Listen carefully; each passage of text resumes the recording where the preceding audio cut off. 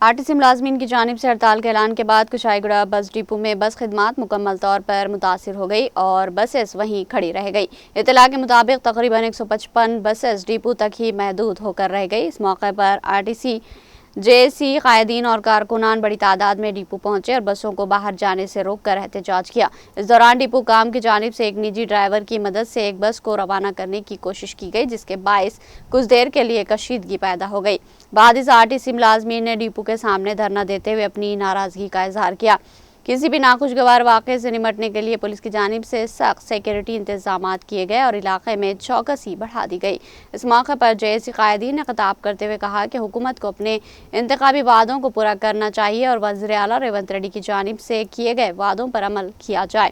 انہوں نے کہا کہ ان کے مطالبات ناجائز نہیں بلکہ جائز ہیں، جن میں آرٹیسی کو حکومت میں ضم کرنا، پی آر سی نافذ کرنا، یونینوں کی بحالی، ملازمین کے کام کے بوجھ میں کمی، نئی ملازمتوں کا اعلان اور اضافی بسیں خدمات کا آغاز شامل ہے۔